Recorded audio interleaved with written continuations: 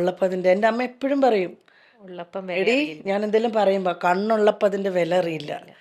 സത്യമാണ്. ഞാനിപ്പോൾ എപ്പോഴും എൻ്റെ ഫ്രണ്ട്സ്, എൻ്റെ കൂടെയുള്ള ഒന്ന് രണ്ട് ക്ലോസ് ഫ്രണ്ട്സിന് അറിയാം, എന്തെങ്കിലും വിഷമം വന്നാൽ ഞാൻ അവരുടെ അടുത്ത് ഞാൻ തുറന്നിട്ട് ഞാൻ കരയുകയൊക്കെ ചെയ്യുക. അപ്പം ഞാൻ ഇത് പറഞ്ഞിട്ട് ഞാൻ പറയും, എൻ്റെ അമ്മ എപ്പോഴും എന്നോട് പറയും, കണ്ണുള്ളപ്പോൾ അതിൻ്റെ വില അറിയില്ലടി എന്ന്. സത്യമാണ്. അയ്യോ, നല്ല വ്യക്തമായിട്ട് അതിൻ്റെ വില അറിയുന്നുണ്ട്. ഇപ്പം ഞാൻ ഷൂട്ടിന് പോണു, ഞാൻ എൻ്റെ വീട്ടിൽ പെൺകുട്ടി ഭയങ്കര സ്ട്രോങ് ആയിട്ട് എൻ്റെ കുഞ്ഞിനെ അവളുടെ കുഞ്ഞിനെ പോലെ നോക്കുന്നതുകൊണ്ടാണ് ഞാൻ ഇപ്പോൾ ഇവിടെ വന്നിരിക്കുന്നത്. അതല്ലെങ്കിൽ എന്താ, നമുക്ക് ധൈര്യമായിട്ട് നമ്മുടെ അച്ഛനെയും അമ്മയും ആരെങ്കിലും, അവർ പേരക്കുട്ടികളെന്ന് വെച്ചാൽ ജീവനായിരിക്കും, നോക്കാൻ ഏൽപ്പിക്കും. എനിക്കൊരു വിഷമം വന്നാൽ, ഇപ്പം ഞാൻ കഴിഞ്ഞ കുറച്ച് വർഷങ്ങൾ കടന്നുപോയ ഒരുപാട് വിഷമം പിടിച്ച എൻ്റെ സിറ്റുവേഷനിലെല്ലാം എനിക്ക് പോയി ചെന്ന് കെട്ടിപ്പിടിച്ച് കരയാൻ എൻ്റെ അമ്മയുണ്ടായിരുന്നു, ഉണ്ടായിരുന്നേനെ. അതുണ്ടായിട്ടില്ല. ഞാൻ ഫോട്ടോയിൽ നോക്കിയാൽ കരഞ്ഞിട്ടുള്ളത്. എന്ത് ചെയ്യാൻ പറ്റും? എൻ്റെ വീട്ടിലങ്ങനെ ഫ്രെയിം ചെയ്ത് അച്ഛനും അമ്മയും മരിച്ച് മറ്റേ തിരി കത്തിച്ച ആ പരിപാടി ഒന്നുമില്ല. അച്ഛൻ്റെ അമ്മയുടെ ഒരു കൊച്ചു ഫോട്ടോ ഇറങ്ങുന്നിടത്ത് ഇങ്ങനെ വെച്ചിട്ടുണ്ട്, ഒരു ഫ്രണ്ടിലൊരു പിങ്ക് കളറിലെ റോസാപ്പൂവായിട്ട്. അതല്ലാതെ അങ്ങനെ സെപ്പറേറ്റ് അങ്ങനത്തെ ഫീൽ എനിക്ക് ഇഷ്ടമല്ലാത്തതുകൊണ്ട്. നോർമലി മരിച്ചു കഴിഞ്ഞാൽ നമ്മൾ ഫോട്ടോയൊക്കെ വെച്ച് മാലയൊക്കെ വെച്ച്, എനിക്കതൊന്നും പറ്റൂല. അവരങ്ങനെ അവർ മുന്നേ പോയിരിക്കുക. അവർ വേറൊരു സ്ഥലത്തേക്ക്, ഏതോ ഭംഗിയുള്ള സ്ഥലത്തേക്ക് പോയേക്കുക. ഞാനും കുറച്ച് വർഷം കഴിയുമ്പോൾ ഞാനും അങ്ങോട്ട് പോകണം. എനിക്ക് വേണ്ടിയിട്ട് അവിടെ വീടൊക്കെ കെട്ടി സെറ്റ് ചെയ്ത് അങ്ങനെ ചിന്തിക്കാൻ എനിക്കിഷ്ടം ഇപ്പോൾ. അല്ല, അങ്ങനെ ചിന്തിച്ചേ മതിയാവുള്ളൂ. നമ്മൾ ഫാക്റ്റ് അക്സെപ്റ്റ് ചെയ്യാന്ന്, റിയാലിറ്റി അക്സെപ്റ്റ് ചെയ്യാന്ന് പറഞ്ഞ സാധനം. അച്ഛനും അമ്മയുടെയും എന്താ പറയാ, അവർക്ക് വേണ്ടിയിട്ടെല്ലാം ഇത് ചെയ്തു കൊടുക്കണമെന്നും അവർക്കും വലിയൊരു ആഗ്രഹമായിരുന്നു. അച്ഛൻ്റെ അമ്മയുടെയും തൻ്റെ മകള് ഒരു സിനിമയുടെ പോസ്റ്ററിൽ എൻ്റെ മോളെ കാണണം എന്നുള്ളത് അവരുടെ വലിയൊരു ആഗ്രഹമായിരുന്നു. രണ്ടുപേർക്കും അത് കാണാൻ സാധിച്ചിട്ടില്ല. എന്താ, വീണയ്ക്കായിക്കോട്ടെ, ആദ്യം വീണ ഒരുപാട് സന്തോഷത്തോടെയും എക്സൈറ്റ്മെൻറ്റോടു കൂടിയും അഭിനയിച്ച സ്ത്രീത്വം സീരിയൽ, ആ സീരിയലും റിലീസാവാൻ പോണൂന്ന് അറിഞ്ഞ സമയത്ത് അന്ന് ഞാൻ കേട്ടിട്ടുണ്ട്, വീണ എല്ലാവർക്കും, നാട്ടുകാർക്കും വീട്ടുകാർക്കും എല്ലാവർക്കും പോയി ലഡുവും ജിലേബി എല്ലാം വാങ്ങിക്കൊടുത്തു. പക്ഷെ പിന്നീട് അറിയാണ് ആ സീരിയൽ ടെലികാസ്റ്റ് ചെയ്യുന്നില്ല. അതിന് വീണ തലകറങ്ങി വീണു. ആ ഒരു കാര്യമായിട്ടെല്ലാം അറിഞ്ഞു വന്നിട്ടുണ്ടല്ലോ. അതെ, പഠിച്ചിട്ട് തന്നെയല്ലേ നമ്മൾ വന്നിരിക്കുക. ആ ഒരു സിറ്റുവേഷൻ, ഞാൻ ഈ പറഞ്ഞ സിറ്റുവേഷൻ, അതെങ്ങനെയാ വീണ അന്ന് ഓവർകം ചെയ്തത്? ആക്ച്വലി അത് ഓവർകം ചെയ്യുന്നതിന് മുന്നേ പറയുകയാണെങ്കിൽ, എൻ്റെ അച്ഛനാണ് ആദ്യം ഇൻഡസ്ട്രിയിൽ വരുന്ന ആൾ. അച്ഛനും മലയാളത്തിൽ നിന്നുള്ള ഒരു വലിയൊരു പ്രൊഡക്ഷൻ കൺട്രോളറും പ്രൊഡ്യൂസറും ഒക്കെയാണ് അദ്ദേഹം. അവർ രണ്ടുപേരോട് ഒരുമിച്ച്, ഞാൻ അദ്ദേഹത്തിൻ്റെ പേര് പറയാൻ ആഗ്രഹിക്കുന്നില്ല, അവർ രണ്ടുപേരോട് ഒരുമിച്ചാണ് ഇൻഡസ്ട്രിയിലേക്ക്. ഞാനൊരു 1ാം ക്ലാസ്സിലൊക്കെ പഠിക്കുമ്പോഴാണ്. അന്ന് ടെലിഫിലിമുകളാണ് ഉള്ളത്, 13 എപ്പിസോഡ് ടെലിഫിലിമുകൾ. ഈ ഹലോ ക്യാപ്റ്റൻ എന്നൊക്കെ പറഞ്ഞിട്ട് ക്യാപ്റ്റൻ രാജു ഹീറോ ആയിട്ടുള്ള അങ്ങനെ സംഭവങ്ങളാണ് ദൂരദർശനിലുള്ളത്. അന്ന് മറ്റേ ഈ മറ്റ് ചാനലുകളൊന്നും വന്നിട്ടുണ്ടോ എന്ന് പോലും എനിക്ക് അറിയില്ല. അപ്പോൾ അതിൻ്റെ അകത്ത് പ്രൊഡക്ഷൻ കൺട്രോളറായിട്ടും പ്രൊഡ്യൂസറായിട്ടും ഡയറക്ഷൻ സൈഡിലുമാണ് എൻ്റെ അച്ഛൻ വർക്ക് ചെയ്തിട്ടുള്ളത്. ഇപ്പോൾ അന്ന് പുള്ളിയും എറണാകുളത്ത് വരുമ്പോൾ അച്ഛനും അമ്മയും തമ്മിലുള്ള പ്രേമത്തിൻ്റെ കൂടുതലുകൊണ്ട് അച്ഛൻ ഇവിടെ നിൽക്കാൻ പറ്റാതെ വന്നിട്ടാണ് അച്ഛൻ ഈ ഇൻഡസ്ട്രി വേണ്ടാന്ന് വെച്ചിട്ട് തിരിച്ച് നാട്ടിലേക്ക് വരുന്നത്, കോട്ടയത്തേക്ക്. കാരണം അമ്മയും അച്ഛനും ഭയങ്കര വലിയൊരു പ്രണയവിവാഹമാണ്, കോളുകളൊക്കെ സൃഷ്ടിച്ച പ്രണയവിവാഹം അത്. അപ്പം അവർ അന്നത്തെ കാലത്ത് അത്രയും വലിയ ഇഷ്യൂസ് ഉണ്ടാക്കി രണ്ടുപേരും കല്യാണം കഴിച്ചതാണ്. അപ്പം അവരെപ്പോഴും പറയുമായിരുന്നു, മരിക്കുന്നെങ്കിൽ ഞങ്ങൾ ഒരുമിച്ചേ മരിക്കുള്ളൂ എന്ന്. അതുപോലെ തന്നെ സംഭവിച്ചു. അമ്മ മരിച്ച് 6 മാസം തികയുന്ന അന്ന് അമ്മ മരിച്ചെടുക്കുമ്പോൾ അച്ഛൻ പറയണ്ടായിരുന്നു, ലതികാമ്പാളെ എന്നാണ് വിളിക്കുക, ലതികാമ്പാളെ 6 മാസം എടി ഞാനും വരുവടി കൂടെ എന്ന്. 6 മാസം തികയുന്ന അതേ നക്ഷത്രത്തിൽ അച്ഛൻ മരിച്ചേക്കുന്നത്. ഭയങ്കര, അതല്ല ഞങ്ങൾക്കൊക്കെ പേടി വേഗം അച്ഛൻ എന്തെങ്കിലും പറ്റുമെന്നായിരുന്നു. കാരണം ഇവർ തമ്മിലുള്ള ഒരു ഭയങ്കര അറ്റാച്ച്മെൻറ്റാണ്. അതുപോലെ എൻ്റെ അച്ഛനെ പോലെ ഒരാളായിരിക്കണം എൻ്റെ ഭർത്താവെന്ന് ഞാൻ എപ്പോഴും ആഗ്രഹിക്കുമായിരുന്നു. സ്വാഭാവികം, ഇങ്ങനെ സ്നേഹിക്കുന്ന ഒരു അച്ഛനെയും അമ്മയും കണ്ടുവരുമ്പോൾ നമ്മൾ മക്കൾ അവരെ പോലെ തന്നെ ഒരാളായിരിക്കും നമുക്ക് കിട്ടുകയെന്ന് നമ്മൾ എപ്പോഴും നമ്മൾ ആഗ്രഹിക്കും, സ്വപ്നം കാണും അല്ലേ? ആ പ്രതീക്ഷയോട് കൂടിയാണ് ജീവിതത്തിലേക്ക് ഇങ്ങനെ ഒരാൾക്ക് കമ്മിറ്റ്മെൻ്റ് എടുത്ത്.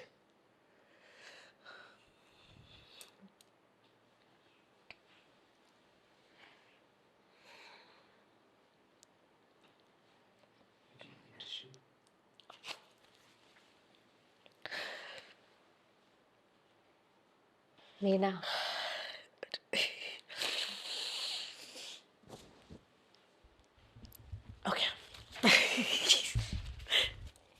എണീക്കാനും വയ്യ ഈ സാധനം ഇങ്ങനെ ഇരിക്കുന്നോണ്ട് ഒരു വീഴാൻ പോണു. പറഞ്ഞു ലാസ്റ്റ് കണ്ടീച്ച് അല്ല വീണ, അത് ശരിക്കും പ്ലീസ്, ഞാനും വീണയുടെ അതേ ഏജിലുള്ള ഒരാളാണ്. എനിക്ക് ഈസി ആയിട്ട് റിലേറ്റ് ചെയ്യാൻ പറ്റും വീണ പറയുന്ന ഓരോ കാര്യങ്ങളും. ശരിക്കും ഞാനൊരു ലേഡിയാണ്, നമ്മൾ ഏകദേശം ഒരേ ഏജിലുള്ളവരാണ്. വീണ പറയുമ്പോൾ ഞാനിതെല്ലാം വിഷ്വലൈസ് ചെയ്തുകൊണ്ടിരിക്കുക. നമുക്കിത് ശരിക്കും റിലേറ്റ് ചെയ്യാൻ പറ്റും. ഞാനും കല്യാണത്തിലേക്ക് വരുന്നതൊക്കെ ഇങ്ങനെ ഏതൊരു പെണ്ണും നമ്മൾ വേറൊരു കുടുംബത്തിലേക്ക് പോകുമ്പോൾ ഇതൊക്കെ പ്രതീക്ഷിച്ചുകൊണ്ടല്ലേ. പ്രത്യേകിച്ചും ഞാനും അതെ, തുടക്ക സമയത്ത് എൻ്റെ ഹസ്ബൻഡ് അവരുടെ വീട്ടിലെ സാഹചര്യങ്ങൾ വേറൊരു രീതിയിലായിരിക്കാം. നമ്മളെപ്പോഴും നമ്മുടെ അച്ഛൻ്റെ അമ്മയുടെ രീതി വെച്ചിട്ടാണ് നമ്മൾ അദ്ദേഹത്തിനെ കാണുന്നതും. നമ്മൾ അതുപോലെ തന്നെ ആയിരിക്കും ഇവരും എന്ന് വിചാരിച്ചിട്ട് എനിക്കും അത് എൻ്റെ ഏർലി സ്റ്റേജിലൊക്കെ അങ്ങനെ തന്നെയാണ്. എൻ്റെ അച്ഛനും അമ്മയും, എൻ്റെ അച്ഛൻ എവിടെ പോകണമെങ്കിലും എൻ്റെ അമ്മ ഡ്രസ്സ് എടുത്ത് കൊടുക്കണം. എൻ്റെ അച്ഛൻ അവർ തമ്മിലുള്ള ബോണ്ടിങ്, എൻ്റെ അച്ഛനും അമ്മയും തമ്മിൽ ടച്ച് വുഡ് ഭയങ്കര നല്ലൊരു ഇതാണ്. അപ്പം ഞാൻ അത് തന്നെ പ്രതീക്ഷിക്കുമല്ലോ. പക്ഷെ ഞാൻ ഇവിടെ വരുമ്പം ഇവർക്ക് അങ്ങനെ നിഖിലിന് ഞാൻ അങ്ങനെ ഡ്രസ്സ് എടുത്ത് കൊടുക്കൊന്നും വേണ്ട, നീലാണ് തന്നെ എടുക്കണം. അപ്പോൾ ആ തുടക്കത്തിൽ നമുക്കത് ബുദ്ധിമുട്ടായിരിക്കും. പിന്നീട് ഓക്കെ, നമ്മൾ റിയാലിറ്റി മനസ്സിലാക്കുകയാണ്, ഇവരിങ്ങനെയാണ്, അതങ്ങനെയാണ്. പക്ഷെ വീണ ഇപ്പോൾ പറയുമ്പോൾ എനിക്കത് നമ്മൾ എല്ലാ പെൺകുട്ടികളും ഇങ്ങനെ തന്നെയാണ് ലൈഫിലേക്ക് എൻ്റർ ചെയ്യുന്നത്. നമ്മൾ അല്ല അതിനകത്ത് എന്ന് വെച്ചാൽ എൻ്റെ എനിക്ക് എന്താണെന്ന് പറയുക, എനിക്ക് ആ കഴിഞ്ഞു പോയ ആ ഇതിനെപ്പറ്റി എനിക്ക് ഒത്തിരി പറയാൻ ആഗ്രഹമില്ലാത്തതുകൊണ്ടാട്ടോ. അല്ല ഞാൻ പറയുകയാണ്. പക്ഷെ നമ്മൾ അങ്ങനെ ഭയങ്കര നല്ല ലൈഫായിരുന്നു. ഞാനും അദ്ദേഹവും ഭയങ്കര ഹാപ്പി ആയിക്കൊണ്ട് നല്ല രീതിയിൽ പോയിക്കൊണ്ടിരുന്ന. പിന്നെ കുറച്ച് താളപ്പിഴകൾ വന്നപ്പോൾ അത് പ്രോപ്പറായിട്ട് ഞങ്ങൾ ഹാൻഡിൽ ചെയ്തില്ല. എൻ്റെ ഭാഗത്ത് മിസ്റ്റേക്സ് ഉണ്ട്, അദ്ദേഹത്തിൻ്റെ ഭാഗത്ത് മിസ്റ്റേക്സ് ഉണ്ട്. അപ്പം അതുകൊണ്ടൊക്കെ ഇങ്ങനെയൊക്കെ ആയിപ്പോയി. ഒരു പക്ഷേ എൻ്റെ അച്ഛനും അമ്മ ഉണ്ടായിരുന്നെങ്കിൽ ഇങ്ങനൊന്നും ആവില്ലായിരുന്നു. അതെ. എൻ്റെ സൈഡിൽ നിന്ന് ആ സമയത്ത് സംസാരിക്കാൻ അല്ലെങ്കിൽ അതിനൊന്നും അച്ഛനും അമ്മ ഉണ്ടായിരുന്നെ കുറച്ചുകൂടെ സ്ട്രോങ് ആയിട്ട്. എൻ്റെ ചേട്ടൻ ഒറ്റ കാര്യം എന്നോട് പറഞ്ഞുള്ളൂ. എനിക്കൊരു ബ്രദറുണ്ട്, ശരത്ത് എന്ന പേര്, ലിബു എന്ന് ഞാൻ വിളിക്കും. ലിബു ചേട്ടൻ ഒറ്റ കാര്യമേ പറഞ്ഞുള്ളൂ, നിൻ്റെ തീരുമാനമാണ് നിൻ്റെ ലൈഫ്. പക്ഷെ നമ്മുടെ അച്ഛനും അമ്മ ഉണ്ടായിരുന്നെ കുറച്ചുകൂടെ നമ്മളോട് അങ്ങനെ ആയിരിക്കില്ല പറയുക. ഏട്ടൻ കുറച്ചുകൂടെ മുതിർന്ന രീതിയിൽ ഏട്ടൻ എന്നോട് അങ്ങനെ സംസാരിച്ചു എന്നേ ഉള്ളൂ. ബാക്കി എനിക്ക് കണ്ണൻ്റെ വീട്ടിൽ വേറെ അങ്ങനത്തെ വലിയ ഇതൊന്നും ഉണ്ടായിരുന്നില്ല. ഞങ്ങൾ കുഴപ്പമില്ലായിരുന്നു, ഞാൻ ഓക്കെ ആയിരുന്നു, ഞങ്ങൾ ഹാപ്പി ആയിരുന്നു. ഞങ്ങൾക്ക് ഒത്തിരി നല്ല ഗുഡ് മെമ്മറീസ് ഉണ്ട്. പിന്നെ ബാഡ് മെമ്മറീസ് ഉള്ളത് അത്ര നല്ലതല്ല, അത്രയേ ഉള്ളൂ. അതെൻ്റെ ഭാഗത്തു നിന്നും അദ്ദേഹത്തിൻ്റെ ഭാഗത്തു നിന്നും എങ്ങനെയോ ആയിക്കോട്ടെ. അതെ, ഒരു ഫാമിലിയിൽ അത് ഗുഡ് മെമ്മറീസും ബാഡ് മെമ്മറീസും ഉണ്ടായിരുന്നു. അതിനകത്ത് ഗുഡ് മെമ്മറീസ് ഒത്തിരി ഉണ്ട്. അതുകൊണ്ട് എനിക്ക് ഇപ്പോഴും എനിക്ക് അദ്ദേഹത്തെ വെറുക്കാനോ അദ്ദേഹത്തോട് ദേഷ്യമോ അല്ലെങ്കിൽ ഒന്നുമില്ല. എനിക്കിപ്പോഴും അതുകൊണ്ട് എൻ്റെ മോൻ്റെ അച്ഛൻ എന്നുള്ള രീതി എനിക്ക് ഭയങ്കര ഇഷ്ടമാണ് അയാളെ ഇപ്പോഴും. കാരണം at the end of the day ഞങ്ങൾ തമ്മിൽ ഇത്രയും വർഷം ഒരുമിച്ചുണ്ടായിരുന്നതാണ്. നമ്മൾ ഒരു ദിവസം നമ്മൾ പിരിഞ്ഞു അല്ലെങ്കിൽ പിണങ്ങിയെന്ന് വെച്ചിട്ട് ഞാൻ അദ്ദേഹത്തെ കുറേ കുറ്റപ്പെടുത്തി, അല്ല അദ്ദേഹം എന്നെ കുറേ കുറ്റപ്പെടുത്തി. ഞാൻ ഒരു പബ്ലിക് പ്ലാറ്റ്ഫോമിൽ പോയി നമ്മളിരുന്ന് സംസാരിച്ചിട്ട് ഒന്നും നേടാനില്ല. അദ്ദേഹം നല്ല മനുഷ്യനാണ്. അദ്ദേഹത്തിന് അങ്ങനെ ഞങ്ങളതായിട്ടുള്ള പേഴ്സണൽ പ്രശ്നങ്ങളാണ് അതൊക്കെ. പക്ഷെ അത് മോനെ ബാധിക്കരുതെന്ന് ഞങ്ങൾക്ക് ഭയങ്കര നിർബന്ധമുണ്ട് കേട്ടോ, രണ്ടുപേർക്കും. അത് ഞങ്ങൾ മോനെ ബാധിപ്പിച്ചിട്ടേ ഇല്ല. ഇപ്പം അവധി വന്നപ്പോൾ കണ്ണൻ്റെ കൂടെ ആയിരുന്നു ഓൾമോസ്റ്റ് ദിവസങ്ങൾ. കാരണം എനിക്ക് നല്ല തിരക്കായിരുന്നു. അപ്പം ഞാൻ തന്നെ വിളിച്ചിട്ട് പറഞ്ഞു, കണ്ണാ കുറച്ച് ദിവസം കൂടെ അവനോട്. അതിനെന്താ, കണ്ണന് സന്തോഷമില്ലല്ലോ. അപ്പം ഒരു അച്ഛനെന്ന രീതിയിലും അമ്മയെന്നുള്ള രീതിയിലും അവൻ ഹാപ്പിയാണ് ഞങ്ങളുടെ കാര്യത്തിൽ. ആ ഒരു സന്തോഷം എനിക്കുണ്ട്. കാരണം അയാൾ നല്ല സോളാണ്, കണ്ണന് നല്ല മനുഷ്യനാണ്. പിന്നെ ഈ പേഴ്സണലി ഉള്ള പ്രശ്നങ്ങളാണ് ഇതിലേക്ക് ഇങ്ങനെ ഒരു രീതിയിലങ്ങ് പോയത്. നമ്മുടെ ആ പ്രായത്തിന്റെ പുറത്തുണ്ടാവുന്ന നമുക്ക് ആ ഒരു പക്വതയില്ലായ്മയുടെ പുറത്തോ ഒരുപാട് അതിനകത്ത് കുറേ സംഭവങ്ങളുണ്ട്. അപ്പം അത് എന്താ പറയുക, അത് അടഞ്ഞു അധ്യായം. അതെ, പക്ഷേ നമ്മുടെ ഒരു എന്താ പറയാ, അച്ഛനും അമ്മയും ഉണ്ടായിരുന്നെങ്കിൽ ഇങ്ങനെ ഒന്നും നമുക്ക് സംഭവിക്കാം. എപ്പോഴും നമുക്ക് നമ്മുടെ ബാക്കിൽ നമുക്കൊരു സ്ട്രെങ്ത് ആണല്ലോ അവർ കൂടെ ഉള്ളപ്പോൾ. നമുക്ക് തെറ്റ് പറ്റിയിട്ടുണ്ടെങ്കിൽ അവർ നമുക്ക് പറഞ്ഞു തരും അല്ലേ, ഇതുപോലെ ഇത് ചെയ്യണം, മറ്റുള്ളവരുടെ ആണെങ്കിലും. അപ്പം അങ്ങനെ ഇപ്പോഴാണെങ്കിലും ഇപ്പം വീണയ്ക്ക് എപ്പോഴെങ്കിലും അത് റിഗ്രറ്റ് ചെയ്യുന്നുണ്ടോ? എന്താണ് ഞാൻ എടുത്തു പോയ ഒരു ഡിസിഷൻ? അല്ലല്ല, റിഗ്രറ്റ് ഒന്നുമില്ല എനിക്കൊരു. ഞാൻ ചെയ്തു പോയതിൽ എനിക്ക്, അല്ലെങ്കിൽ ഞങ്ങൾ പരസ്പരം ലാസ്റ്റ് ഞാനിപ്പോൾ ഈ കഴിഞ്ഞ ഫെബ്രുവരിയിലാണ് ഞാൻ മ്യൂച്വലിന് ഞാൻ ഓക്കെ പറയുന്നത്. അപ്പം അതിനകത്ത് റിഗ്രറ്റ് ഒന്നുമില്ല. കണ്ണൻ ഹാപ്പിയാണ്. ഒരു പക്ഷെ അതാണ് ചിലത് പറയില്ലേ, ചേരേണ്ടത് ചേരണമെന്ന് പറയില്ലേ. ഞാനൊരു പക്ഷേ ഇങ്ങനെ മാറിയത് കൊണ്ടായിരിക്കും ഞാൻ ഭയങ്കര എനിക്ക് തന്നെ അറിയാം ഞാൻ പഴയ ഞാനല്ല ഇപ്പോൾ. ഞാൻ ഭയങ്കരമായിട്ട് എന്തിനെ ഫേസ് ചെയ്യാൻ നല്ല രീതിയിൽ പഠിച്ചു. എൻ്റെ അച്ഛനും അമ്മയും മരിച്ച സമയത്തൊക്കെ ഞാൻ ഭയങ്കര സ്ട്രോങ് ആയിട്ട് നിന്നിട്ടുണ്ടെങ്കിലും ലൈഫിൽ വന്ന സമയത്ത് ഞാൻ ഭയങ്കര എല്ലാവരും പറയുന്ന പോലെ കുലസ്ത്രീ പരിവേഷം തന്നെയായിരുന്നു. എനിക്ക് അങ്ങനെ ആയിരുന്നു ഞാൻ. പക്ഷെ അതൊന്നും അല്ല ലൈഫ്. കുലസ്ത്രീയായിരിക്കുന്നതോ അല്ലെങ്കിൽ അങ്ങനെയൊന്നും അതൊന്നും അല്ല ലൈഫ് എന്ന് ഇപ്പോഴാണ് എനിക്ക് മനസ്സിലായത്. അദ്ദേഹത്തിന് ചേർന്ന ആളാണ് ഇപ്പോൾ കൂടെ ഉള്ളത്. അവർ നല്ല സ്ത്രീയാണ്. ഞാൻ നമ്മൾ അന്വേഷിക്കൂല എന്തായാലും. അറിഞ്ഞിടത്തോളം അവർ നല്ല സ്ത്രീയാണ്. അവരുണ്ട് ചേരേണ്ടത് തന്നെയാണ് ചേർന്നേക്കുന്നത്. അപ്പോൾ എനിക്കതിനകത്ത് വിഷമം ചോദിച്ചാൽ മനുഷ്യനല്ലേ പിള്ളേ. സത്യം വിഷമം എപ്പോഴെങ്കിലും, കാരണം ഇപ്പോഴും നിങ്ങൾ ഒരുമിച്ചില്ലാന്നല്ലേ ഉള്ളൂ, ഒരു കാലത്ത് ഒരുമിച്ചുണ്ടായിരുന്നവരാണ്, പരസ്പരം നന്നായിട്ട് സ്നേഹിച്ചവരാണ്. അതൊരിക്കലും നമുക്ക് അവരെയൊന്നും അങ്ങനെ പാട്ടുകൾ ഞങ്ങൾ രണ്ടുപേരും ചേർന്ന് കേട്ടിട്ടുണ്ടായിരുന്ന പാട്ടുകൾ കേൾക്കുമ്പോൾ ഇപ്പോഴും പുള്ളിയെ ഓർമ്മ വരുള്ളൂ. അമ്പാടിയുടെ പഴയ വീഡിയോസും ഒക്കെ നമുക്ക് ഫേസ്ബുക്കിൽ അപ്ഡേഷൻ വരുമ്പോഴൊക്കെ കണ്ണനും ഞാനും കുഞ്ഞും കൂടെയുള്ള ഫോട്ടോസാണ് കാണുന്നത്. അതുപോലെ തന്നെ പുള്ളിക്ക് റിഫ്ലക്റ്റ് ചെയ്യാതിരിക്കത്തില്ല, മനുഷ്യരല്ലേ. പിന്നെ at the end of the day പുള്ളി അങ്ങനെ ഗ്രഡ്ജോ വൈരാഗ്യോ അങ്ങനത്തെ ഉള്ളൊരു ആളല്ല. പുള്ളി നല്ല മനുഷ്യൻ തന്നെയാണ്.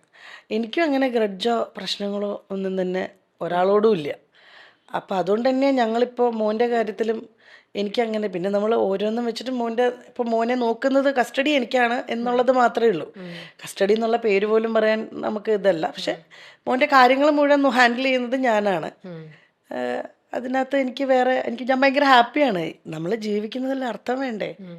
എനിക്ക് ജീവിക്കുന്നതിന് ഭയങ്കര അർത്ഥമുണ്ട്. എൻ്റെ കുഞ്ഞെനിക്ക് അതൊരു ഭയങ്കര എന്താ പറയുക, ഭയങ്കര സ്ട്രോങ് പില്ലറാണ് അവൻ എൻ്റെ. സത്യം മക്കളെന്ന് പറയണത്. നമ്മൾ ഒരു പക്ഷേ ഈ സമയത്തായിരുന്നു എൻ്റെ കല്യാണം നടന്നിരുന്നെങ്കിൽ ഇങ്ങനെയൊന്നും സംഭവിക്കില്ലായിരുന്നു. കാരണം ഇപ്പം എനിക്ക് അന്ന് എടുത്തു ചാടി നമ്മൾ ഭയങ്കര ദേഷ്യം, എനിക്ക് ഭയങ്കര ഒന്നും മുന്നും പിന്നും നോക്കാത്ത രീതികളുണ്ടായിരുന്നു എനിക്ക് കുറേ. പക്ഷെ ഇപ്പം അങ്ങനെ അല്ലല്ലോ. ഇപ്പം നമ്മൾ എന്താ ചെയ്യുന്നത്, പ്രവർത്തിക്കുന്നതിനൊക്കെ നമുക്ക് വ്യക്തമായ ഒരു ധാരണയും കാഴ്ചപ്പാടും ഉണ്ട്. എനിക്ക് അറിയാവുന്ന എൻ്റെ കസിൻസൊക്കെ പിള്ളേരോട് പറയും, ദൈവം ഇത് 30 വയസ്സെങ്കിലും ആകുമ്പോഴേ കല്യാണം കഴിക്കാവുള്ളേ. കാരണം ആ ഒരു പ്രായമൊക്കെ എത്തണമെന്നേ നമുക്കൊരു പക്വത. എല്ലാവരും പറയും ഇല്ല ഞാൻ ഭയങ്കര മെച്യൂരിറ്റി ഉണ്ട്, നമ്മുടെ വേറെ പല കാര്യങ്ങൾക്കും നമ്മൾ ഫേസ് ചെയ്യുന്ന പ്രശ്നങ്ങൾ നമ്മൾ മെച്യൂർഡായിട്ട് ചെയ്യും. പക്ഷെ ചില കാര്യങ്ങൾക്ക് നമുക്ക് മെച്യൂരിറ്റി വരാൻ, അല്ലെ വകതിരിവ് വരാൻ കുറച്ച് സമയമെടുക്കും. അപ്പം അങ്ങനെ എനിക്ക് തോന്നിയിട്ടുണ്ട്. ഒന്ന് ഡിലേ ആയിട്ട് മതിയായിരുന്നു എന്നെനിക്ക് തോന്നിയിട്ടുണ്ട്. പക്ഷെ ഇപ്പം ഹാപ്പിയാണ്, പുള്ളി ഹാപ്പിയാ, ഞാനും ഹാപ്പിയാ. ഇതെല്ലാം നമ്മൾ അവസാനം നമ്മുടെ തലവര, നമ്മുടെ ഡെസ്റ്റിനി ആയിരുന്നു ഇതെല്ലാം, അല്ലേ? നമ്മൾ ഇതൊക്കെ ഗോ ത്രൂ ചെയ്യണം. നമ്മൾ ആരും ആഗ്രഹിച്ചിട്ടല്ല, പക്ഷെ നമ്മുടെ ലൈഫിൽ ഇതൊക്കെ നമ്മൾ ഗോ ത്രൂ ചെയ്യണം എന്നുള്ളത് നമ്മുടെ ഓരോരുത്തരുടെയും ഉള്ള ഇതാണ്. പക്ഷെ നമുക്ക് എപ്പോഴും നമ്മുടെ ലൈഫിലൊരു പ്രശ്നങ്ങളൊക്കെ വരുമ്പോഴേ സ്വാഭാവികമായിട്ടും നമ്മൾ ആരാണെങ്കിലും, കല്യാണം കഴിഞ്ഞിട്ടുള്ളവരാണെങ്കിൽ നമ്മൾ നമ്മുടെ ഭർത്താവിൻ്റെ അടുത്തായിരിക്കും പറയുക, അല്ലെങ്കിൽ അച്ഛനും അമ്മ, അല്ലെങ്കിൽ നമ്മുടെ നല്ലൊരു ക്ലോസ് ഫ്രണ്ട് ഉണ്ടെങ്കിൽ, ബെസ്റ്റ് ഫ്രണ്ട് ഉണ്ടെങ്കിൽ. അങ്ങനെ വീണയെ സംബന്ധിച്ച് അപ്പോൾ ഇപ്പം എന്തെങ്കിലും ഒരു ബുദ്ധിമുട്ടുകളോ എന്തെങ്കിലും ഒരു പ്രശ്നമോ വീണയ്ക്ക് ഹാൻഡിൽ ചെയ്യാൻ പറ്റാത്ത പല സിറ്റുവേഷൻസ് വന്നു കഴിഞ്ഞാൽ അപ്പോൾ വീണ ഇപ്പോൾ ആരുടെ അടുത്ത് ആദ്യം പോയി പറയുക? ഇപ്പോൾ കഴിഞ്ഞ കുറച്ച് നാളുകളായിട്ട് ഞാൻ പറഞ്ഞു, എനിക്ക് വളരെ 1, 2, 3 ഫ്രണ്ട്സ് ഉണ്ട്. അതിനകത്ത് എൻ്റെ എല്ലാ കാര്യവും അറിയാവുന്ന ഒരു ഫ്രണ്ടെന്ന് പറയുന്നത്, എന്നെപ്പറ്റി ഞാൻ എന്ന് പറയാവുന്ന ഒരാളാണ് അലീന. എന്നാൽ ഇന്ന് വിളിക്കാറില്ല ഞാൻ അവളെ.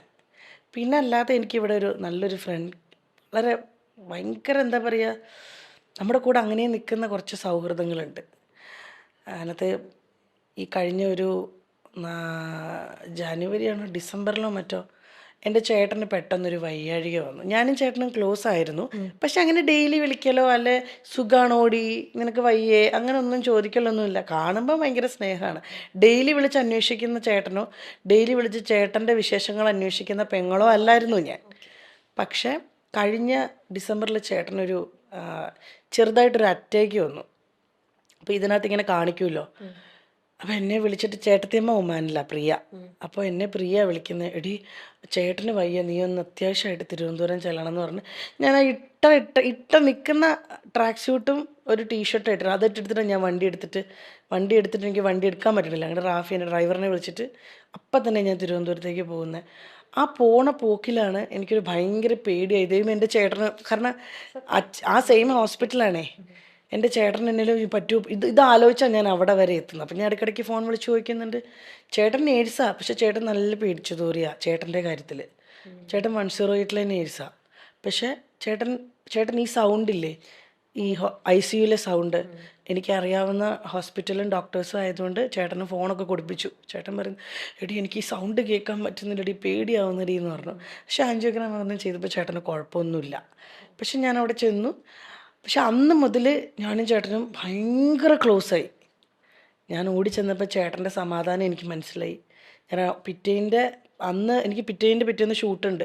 എന്നിട്ട് ഞാൻ പിറ്റേ ദിവസം ലേറ്റ് നൈറ്റാണ് ഞാൻ അവിടെ നിന്ന് തിരിക്കുന്നത്. അതുവരെ ചേട്ടൻ്റെ കൂടെ ഇരുന്ന് ചേട്ടനെ കംഫർട്ടാക്കി. അതിനുശേഷം ഞാനും ചേട്ടനും ഭയങ്കര ക്ലോസാണ്, ചേട്ടത്തിയമ്മയായിട്ടും പണ്ടത്തെ ഇതിലും. കാരണം എനിക്കൊരു തോന്നൽ, ദൈവം എൻ്റെ ചേട്ടനും കൂടെ എന്നെ വിട്ടേച്ചപ്പോൾ ഞാൻ എന്ത് ചെയ്യും, അങ്ങനെ ഒരു പേടി ഉള്ളിൽ വന്നിട്ട് അതിനുശേഷം ഞങ്ങൾ 3 പേരും തമ്മിലുള്ള ബോണ്ടിങ്, ഏട്ടത്തിയമ്മയും ഞാനും. എനിക്ക് ചേട്ടന് വേണ്ടി എനിക്ക് സ്റ്റാൻഡ് ചെയ്യണം, ചേട്ടനും അതുപോലെ തന്നെ എല്ലാ കാര്യത്തിലും എൻ്റെ ഇടപെടുന്നു. എൻ്റെ പ്രശ്നങ്ങൾ വരുമ്പം ഞാൻ ചേട്ടാ ഇങ്ങനെയാണ് ചേട്ടാ, ഞാൻ എന്താ ചെയ്യുക. അപ്പോൾ അന്ന് ഡിവോഴ്സ് ചെയ്യുന്ന സമയത്തും എൻ്റെ ചേട്ടൻ തിരുവനന്തപുരത്ത് നിന്ന് ചേട്ടൻ കൂടെ വന്നിട്ടാണ് ഞാൻ സൈൻ ചെയ്യാനെല്ലാം പോയത്. അപ്പോൾ ഇപ്പോൾ ചേട്ടൻ എനിക്കിപ്പോൾ ഭയങ്കര എൻ്റെ എന്താ പറയുന്നത്, ഇത്രയും കുറേ ചെറുതിലെ എനിക്ക് നഷ്ടപ്പെട്ടു പോയിരുന്ന ഒരു ബോണ്ടിങ് ഉണ്ടായിരുന്നു. ചെറുതിലെന്ന് വെച്ചാൽ ഒരു ചേട്ടൻ്റെ കല്യാണമൊക്കെ കഴിഞ്ഞ് ചേട്ടൻ ബിസിയായി, ഫാമിലി 2 മക്കളുണ്ട്, അവരവരുടെ ലൈഫ്. അതിൽ നിന്ന് മാറി ഞാനും ചേട്ടനും പ്രിയയൊക്കെ തമ്മിൽ ഇപ്പോൾ ഒരു ഭയങ്കര ബോണ്ടുണ്ട്. അതിന് ശേഷം ഞാൻ എൻ്റെ ഫാമിലിയിലുള്ള പലരുമായിട്ടും കൂടുതൽ ഞാൻ ബോണ്ടിങ് വെച്ചു. എൻ്റെ ചിറ്റപ്പൻ, എൻ്റെ അച്ഛൻ്റെ പെങ്ങളുടെ ഫാമിലി, അമ്മാമ്മ, എല്ലാവരുമായിട്ട്. കാരണം എനിക്ക് ആരെയും നഷ്ടപ്പെടരുത്, ഉള്ള സമയം എനിക്ക് എല്ലാവരുടെയും കൂടെ വേണം, അങ്ങനത്തെ ഒരു തോന്നൽ ആ ഒരു ഇതിന് ശേഷം എനിക്ക് വന്നത്, ചേട്ടൻ്റെ ഒരു പെട്ടെന്നുള്ള വയ്യാഴികയ്ക്ക് ശേഷം.